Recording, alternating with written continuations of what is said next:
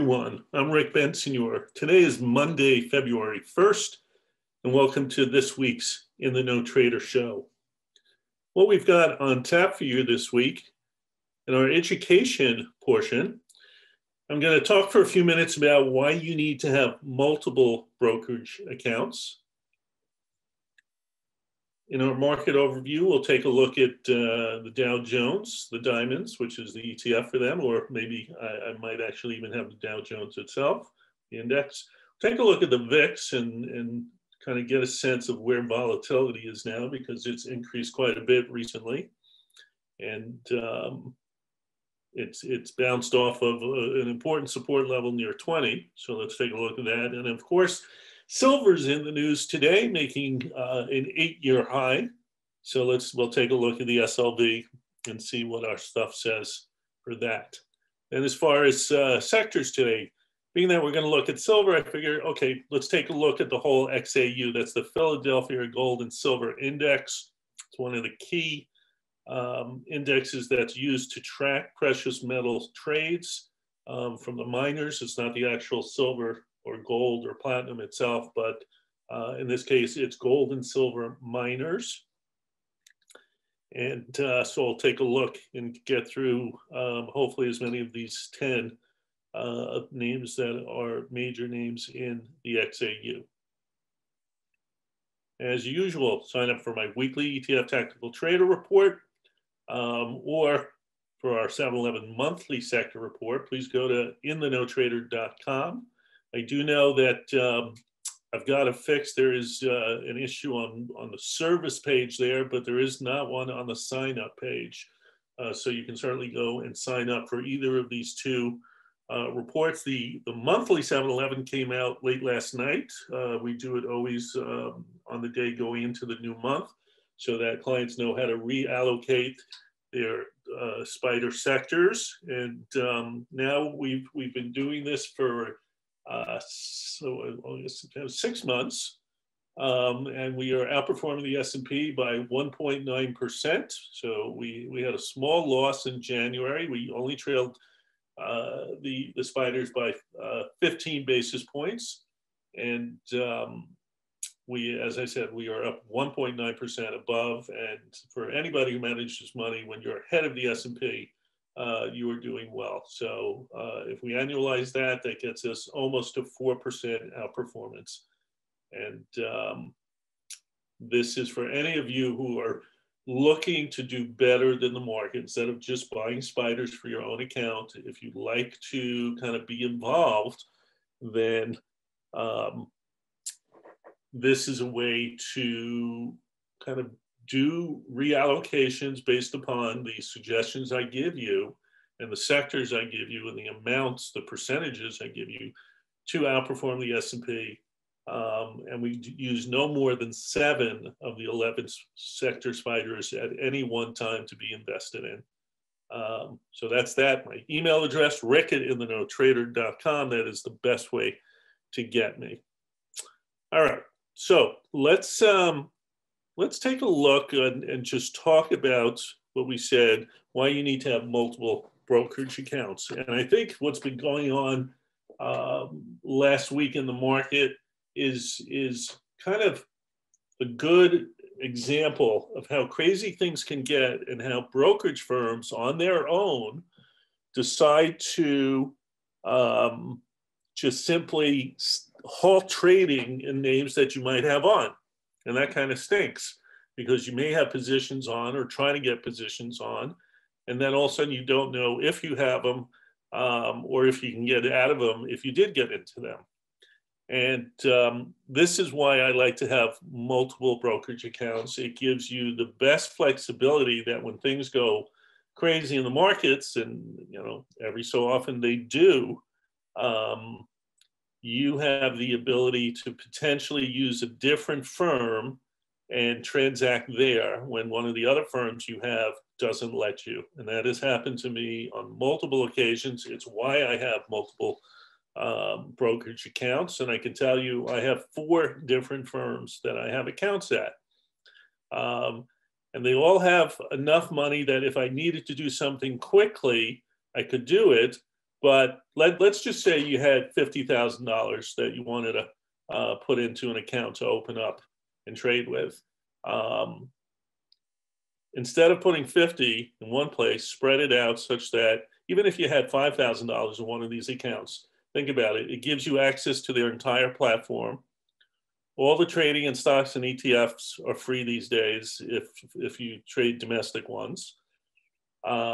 You have the ability to get research, charting packages, and once you open an account, you're a client of the firm. So even if you put $100 in, you have access to multiple platforms. So that's why I do that, and I do it especially in order to cover my rear end when you get a crazy day, or a few of them like we had this past week, where certain names get halted. I also have certain brokerage firms that won't let me trade certain stocks I want, as if they know better. They'll tell me like, oh, you can't trade. And sometimes they're commodity related ETFs, and that's because what happened with oil last spring when oil went negative and the USO, it was crazy. But I've been trading for 40 years. I don't need a firm to tell me if I should be allowed to trade something or not.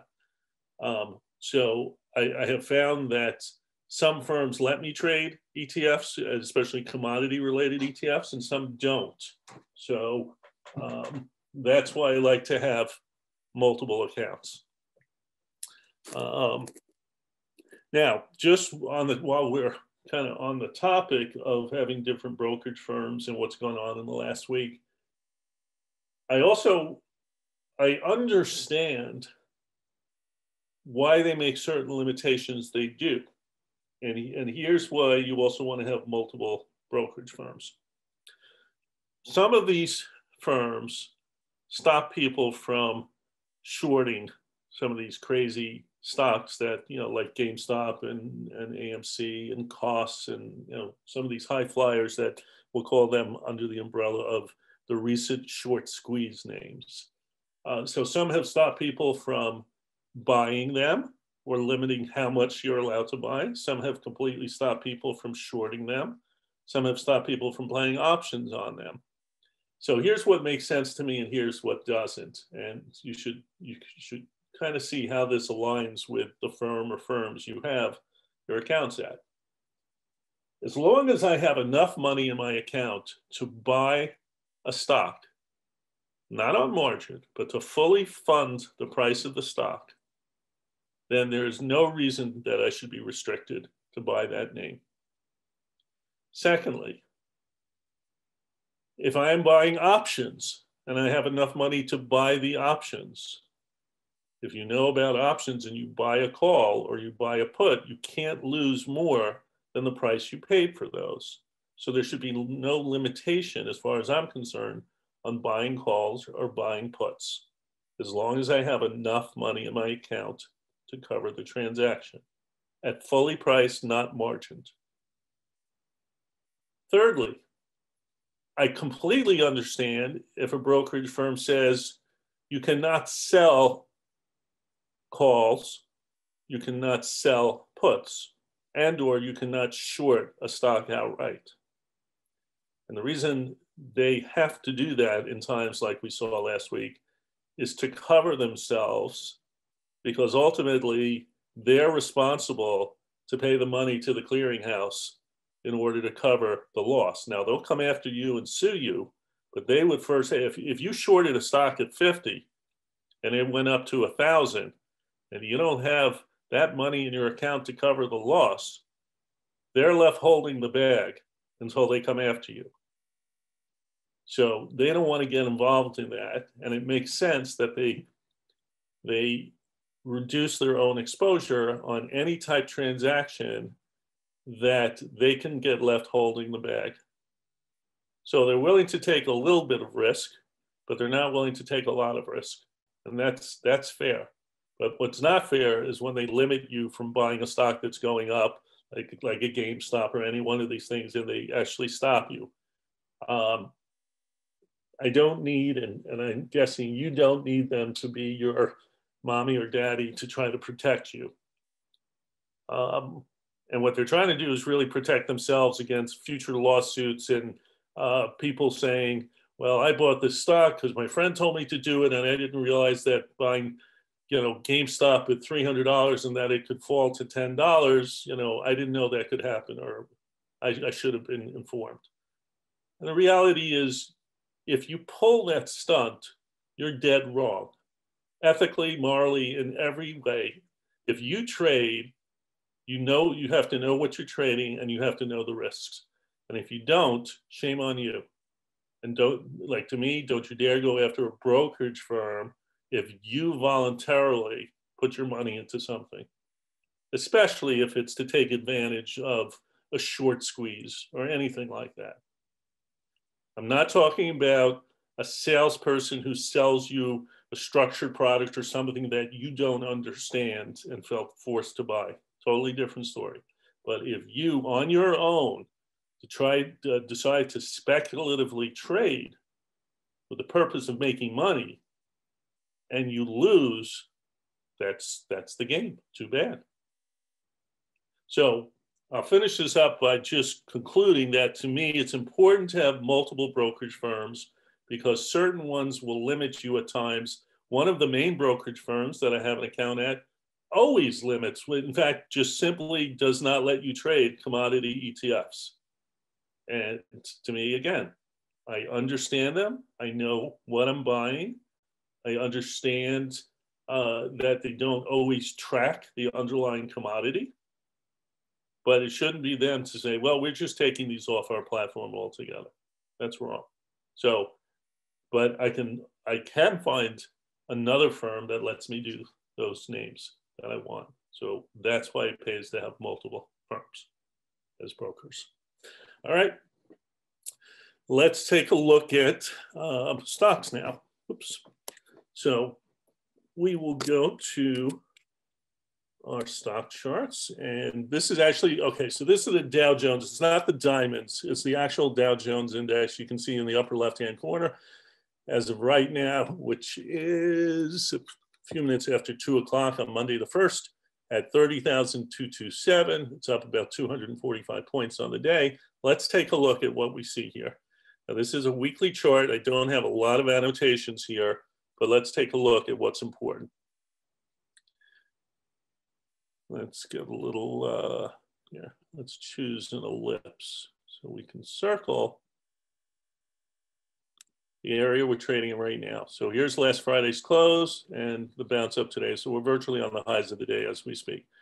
Notice the uptrend line from last year's lows, we kind of got real close to, and that's just about, these intersect just about at what had been the early 2020 highs before COVID hit. So this is important support, and it's no surprise if we get some bounce here. The question is, will it hold, or is it just a one-time thing? Right now, the market's strong. It's holding on support. Nothing's changed. In other words, the market's still bullish. Nothing's broken down yet. But 2 weeks ago was the high. The week before that, we get an aggressive sequential 13 along with a 9 count. It says high risk to first be a buyer here. Obviously, we saw last week be a week that basically opened on the high and closed on the low. So about as bad a week as you can have. But all it did was come down into support. But you've got to be mindful here for cracks underneath, because if we break underneath, then let's assume that at a minimum, we come and fill this horizontal, these lines here. Let's change this from green to a different color just so we don't get confused here. So the horizontal green lines is an unfilled gap. And most stocks, you can look at almost any index and the sector spiders, they're all going to have this gap from the fall. And so if this breaks, look for a test of the gap. So the lower piece of the gap is about just about 28,500. So that's a couple thousand points beneath where we are now. So that's why you need to be mindful. And then, of course, if it breaks down further, then I can start looking at other possible targets. So just beneath the bottom of the gap is 28,433, the weekly bearish propulsion momentum level from Tom DeMark model. It says that if we properly break underneath this on a Friday close that's qualified and confirmed, there's potentially enough momentum to get the Dow all the way down to 25,600. I would think that this area might very well end up holding as support because of both filling in the gap, this number underneath that, if it's not properly hurdled, actually ends up being support. And the close of the week that was just beneath the high of the support of the gap week. So even like that line in here, that's where the close was, 28,323. But I think that area in here is probably the important one. And if I was looking to buy on a pullback, is thinking that over time the market will still head higher, then that's the place to do it. All right, that's the Dow. Let's take a look at the VIX and see what the VIX chart is showing us. And here's just a plain weekly chart with propulsion on it and sequential. And so I've been telling my clients that I suspected that the 20 level was going to hold, not just from the sequential, and we've gone sideways since that, called the downside exhaustion level, to the move that happened last year when we topped on the setup 9. But if I blow this up a bit, and I put in, I think,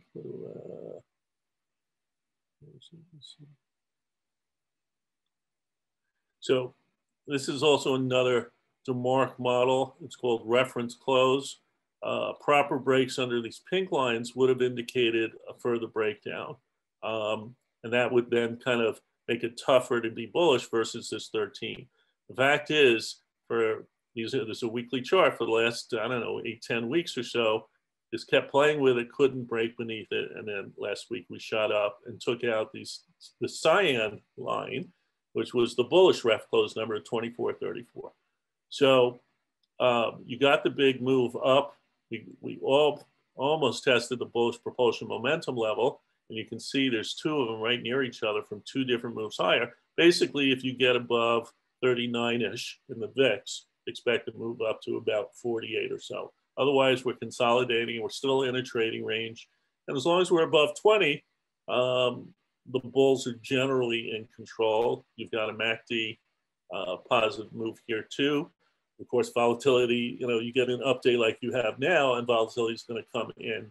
The question is this, was last week's move the beginning of some more substantial pullbacks in the market, or was that it? The Dow came down to support, turn around, and go back up. And then let's take a look at silver through the ETF, not the actual futures contract, but here's silver on a long-term chart. And I want to show you the long-term chart at first, because you can see in 2011, silver got up to, SLV got to 48 and change. Silver itself got to just about 50, the commodity got to 50, essentially tying the high from 1980, when silver also hit $50, when the Hunt brothers were there, and the famous Nelson and Bunker Hunt tried to corner the silver market. Let's blow this up now. So this move last summer broke roughly a 7-year highs, and you got the massive move where funds got long, and then we've seen some retracement back down, and we didn't quite get to where it broke out from, but you've got a double bottom. Now we've come back up and made the best price in 8 years. So the question is this a buy or not? Well, what I'll tell you is it's the highest risk buy that it's been in quite some time, because not only is this week a 13, but this is an aggressive 13, but this was a month ago or so, a standard sequential 13. And they count differently how they get to that 13th bar. But what this really is saying is, look, we're showing potential exhaustion of trend against the old highs from last summer. So there's still, even though intra-week we've pushed to a new high, you can see silver is kind of mid-range. It's on the week, but today's Monday. So this bar also represents what today looks like. You need to get above, to me, you've got to break out above here and keep your new setup count going. So just because there's a 13 doesn't mean I won't buy something. I just know I have more risk. But we're long this. In the No Trader, we're long silver. We actually got into SLV at 16 last summer, so we still have some left from here. We sold some out along the way. Last week we sold a little, or actually half of what we had, which was just poor timing considering what happened this week. But we still have on half a position, and I could see this ultimately if you really get a move up here in the metals. I could see this, getting to 31.73, if not 37-ish, all as part of the first half of this year, and it could potentially happen quickly. So what I do want to say before we start looking at the individual names in the XAU is, I do not believe that there is currently a silver squeeze the way you're seeing on TV, and a lot of headlines, including Reddit, where people are talking about squeezes. Silver, the commodity, you should understand, if you're going to play something, you got to understand a little bit of what you're playing. If you understand why commodities industry exists in the first place, it's to provide natural hedgers of a particular commodity, a marketplace to do it, whereby on the other side of the trades are processors and or speculators. So let's look at something like corn before we get to silver, a basic product like corn. You're a farmer. Your family's been farming for 200 years here in the US, and you grow corn. That's what you do. You're not looking to get wealthy and speculate that hopefully the price of corn goes up and then you can sell your corn at the silo for more money. You just want to grow corn and sell it and make a typical profit that's standard for the industry and for the crop that you grow. So you use the futures markets to actually sell. You short futures against the corn that you actually have. And therefore, you can let the futures contract expire. You're now responsible to deliver corn. Well, guess what? You're a farmer. You have corn to deliver. So you bring it to the silo, and you've already locked in the price at which you sell it for in the futures contract. Whatever you sold it for is the price you get. And this is what farmers all over the world do, is use futures markets to lock in the price of the goods that they grow. And whether it's corn or soybeans or cotton or orange juice, basically, if you're the people growing it, use the futures markets to hedge. Well, what do you do in silver? You don't grow silver.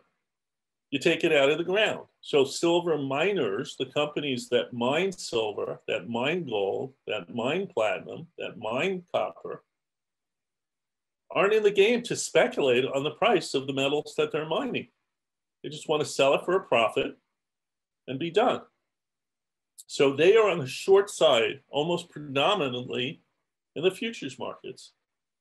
The people who are long silver are either speculators, just happen to be betting on the price going up over time, or industrial companies that need to use silver for whatever it is they're making. So they're the natural buyers. Let's say a processor is a buyer and the miner is the seller. In the case of what we're looking at in silver and all the headlines you're seeing now, you're reading that, oh, here again, the individual investor is trying to squeeze the silver market higher. Well, guess what? The funds, the commodity funds that are basically speculators of pooled money or hedge funds are already mostly long silver. And therefore, you're not squeezing anybody. You're actually helping them make more money. So all the people on Reddit thinking like, oh, we're going to do in silver what we did to GameStop last week, you really don't understand the business, because most funds, not all, but funds are generally long the silver market. And they have been since the breakout happened last summer. So you're helping them, you're not hurting them. So do I want to buy silver here? I'm long and I'm willing to hold. but I'm staring at a couple of 13s, and we're close in SLV. We're not all that far away from the 2860. No, it's $2 away. It's 8%, but that's 8% is nothing when you're talking about like the moves GameStop had. You're not going to generally squeeze a commodity like this when you've got the natural sellers that don't really care if it goes up. It just means that they're selling at a price. If they held on, they could have sold for more. But again, they're not speculators. They're not looking to try to have silver get squeezed higher. So that's my take on silver. If you're long, I'm holding. I'm not necessarily buying more. I actually rather pay higher or lower than pay right here. All right, let's take a look at some of these gold and silver names. So we're going to start off with RGLD, Royal Gold. Again, we'll kind of default to weekly charts to get a medium-term picture of what's going on. All right, so to me, the most important thing here is that last week we came to the bottom of the weekly cloud and we've bounced. MACD's getting closer to turning and going positive. To me, this, here, let's also draw. Let me look at what's, well, may not be, it's not, to me, this is not the right way to draw a trend line, but I think it probably captures more of what's going on. So we're kind of, we stalled even this week against this trend line. The proper way would be use this high, but when I see so many highs, I just visually could tell that this was going to line up like this. To me, this is, you know, kind of the better trend line. So if we can close above here, you know, close above the trend line on Friday, to me, it's probably worth a buy, and then you can stop yourself out under last week's low. So maybe you're risking 10% for the chance that this can move up substantially over time. AU, building a base off of the 9 down, held above the, look, we went right to the propulsion full exhaustion level. We're starting to climb up. Same type thing. Maybe I buy a little. MACD's about to cross. At least you're buying a pullback here. And you would be on most of these metals instead of chasing after things that are on their highs. This is first coming down, hasn't even gotten quite down to the bottom. So this is a weaker name. This is Barrick Gold. You're not even getting a sense yet from MACD that it's starting to flatten. It's still making new lows, so not as good a name. AGI, this one I actually own myself, Alamos Gold. So this too is holding above, but I really do want to see this turn around and get back up, you know, above 9. Otherwise, I've got to contemplate if, you know, how much longer I hold it. I've got a good profit on it, but not as good as I had 2 months back. Newmont, pulling back. And notice this is one of the stronger names in the sense that it's above its cloud. So it's coming down to support at its cloud. Hopefully it doesn't get down to the bottom. So you could potentially bid a little bit in here or wait for this to break out, let's say, above the downtrend line, which has 3, you know, there's a channel here, something like that. So you either wait for the bottom here and buy against support, or